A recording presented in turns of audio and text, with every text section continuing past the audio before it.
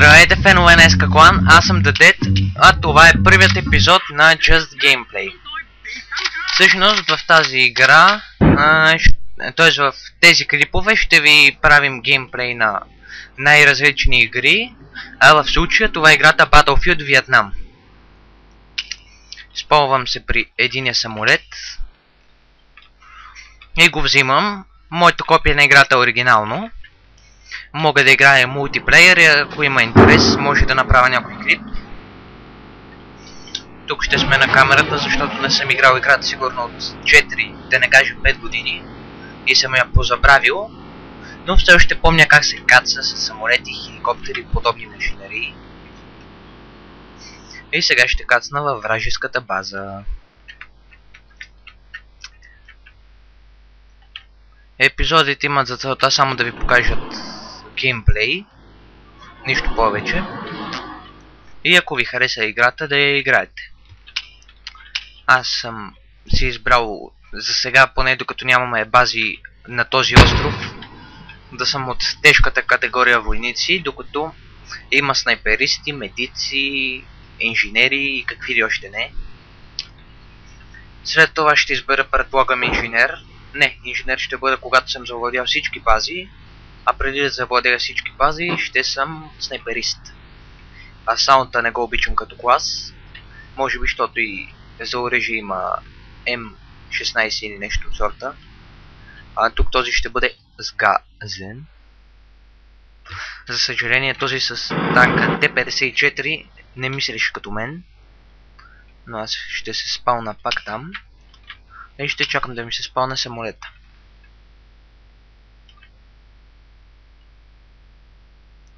Като графика играта за 2004 година, мисля, не е много зле. На мен ми харесва, както и геймплея. Но все пак всеки си има вкус и на някой може да им харесва, на някой да не им харесва. Това си е личен избор.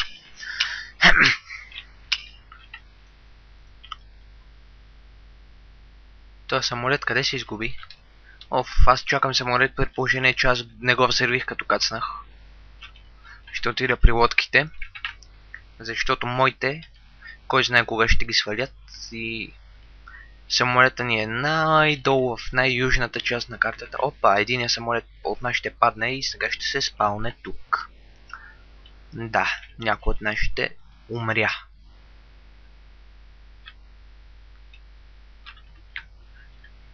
На някои от тези две места ще е самолета, зависи дали е по-бързия или по-бавния.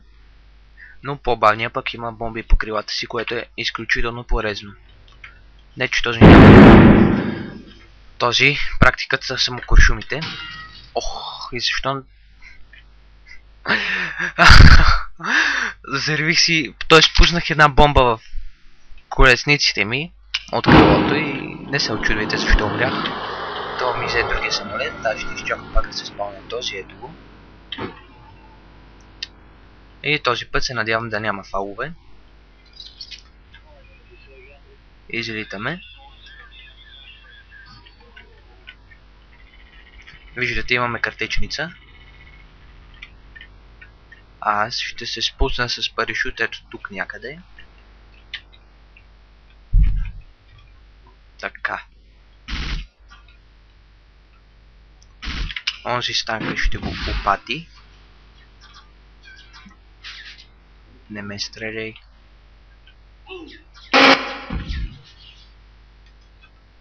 Тук ще завладея базата им. Ще дам достатъчно време на моите да се спалнат. Стигаме, как няма да е умрял. Ще дойда вече тук и ще си избера снайперчето. Така.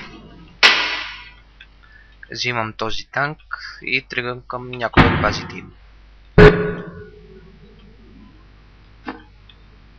Да, мерси, че се качи. Ти не си от нашите май. Ох, тук стана малка катастрофа.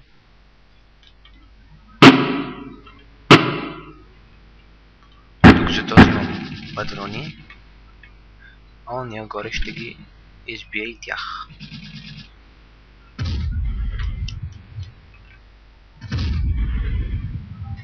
Водя с една ракета, вече с 2.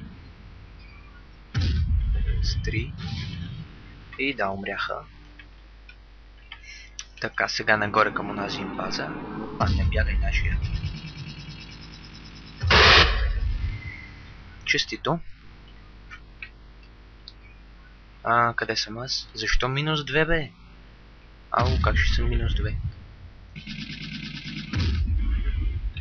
Дори мисля да взема този танк доста по-добър, отколкото си мисля, само че не, няма да го взимам, защото е на доста малко кръв, но ще взема джипа и пък и него няма да взимам, а само ще го взриви, за да не може да го използва някой друг. И сега ще отида към базата, към последната им база. И вече там, като е завладея, те ще се спомнят само на едно място и ще знам къде са и ще мога да ги разгромя.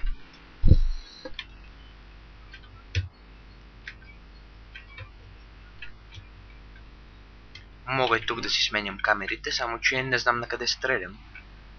И затова си игра от тази камера. Има Airstrike, има и други работи. Играта наистина предлага доста възможности, особено като за игра от 2004 година.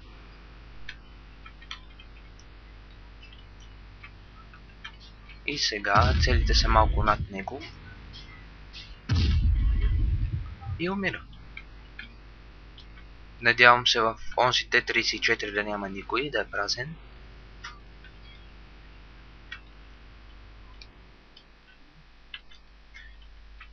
И всъщност дори да не е, сега ще стане празен. Тоест ще се изпълни.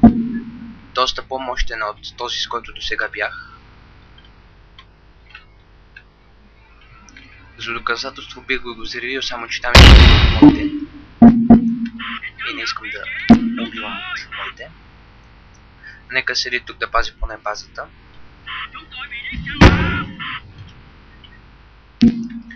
Нека докато сега тук няма битки да погледаме малко от тази камера.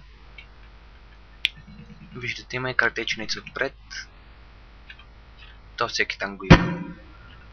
Дори на втори слот има картечница допълнителна.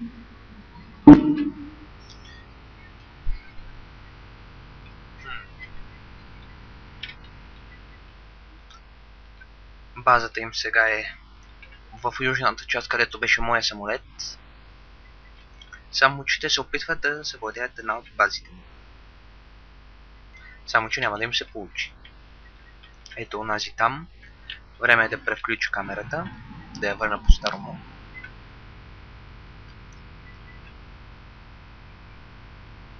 Очевидно, вече почти се я завладяли. Той вече не реши да го стрелям отдалеко, защото е от моите. И си помисли, че някой му е дал право да се качи при мен. И то от моите. Стига, няма ли противници в тази игра? Сега ще си намеря противници. Дори в момента нашите са обградили базата им. Не, то от моите. Добре, че го оцелих. Добре, че си пада малко кривчък. Да, отново убих от моите някой.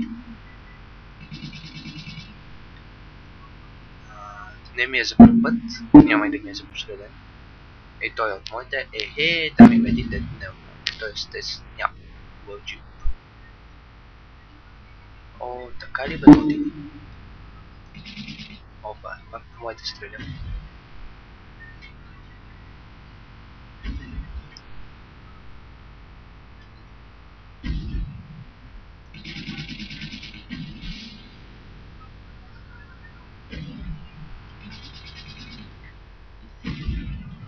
Не знам дали имаше някой в този танк допреди малко, сега вече няма никой, гаранция давам.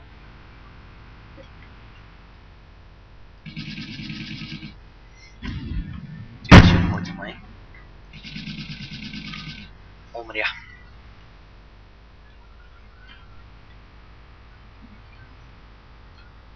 Така.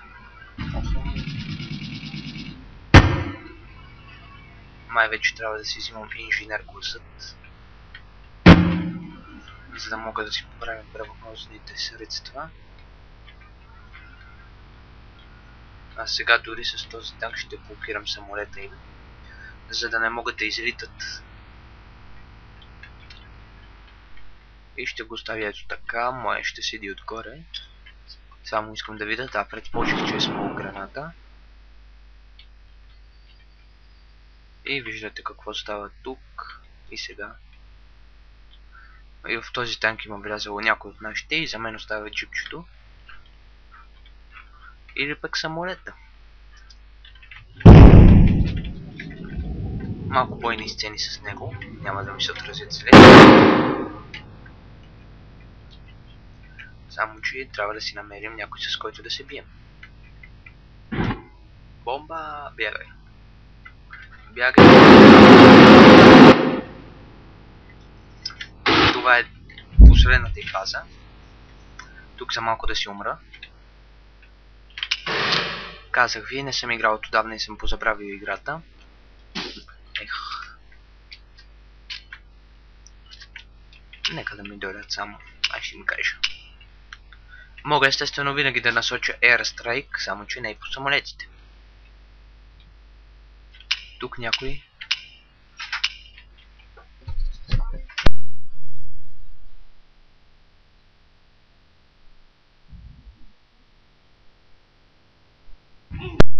Под обстрел сме. Повярвайте ми. Какво правя аз? Не презареждайте, когато не сте изхабили патроните си, защото наистина отиват на празно. Ще взема ето този самолет. Въпреки че мога да го взривя. Но искам да взривя пък онзи хеликоптер. А някой иска да ме взриви мен.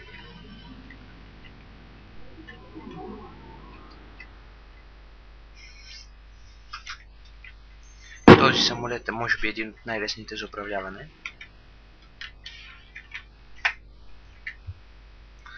Проблемът е, че пушекът пречи.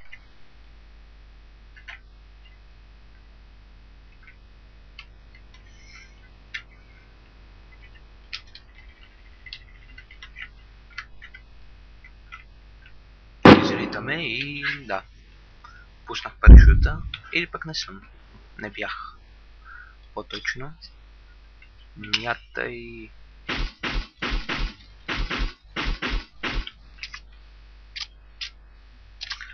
Добре, че не стрелях по моите. Въпреки, че нямаше да бъде голяма загуба. Да. Малко да направим разлика в оръжието.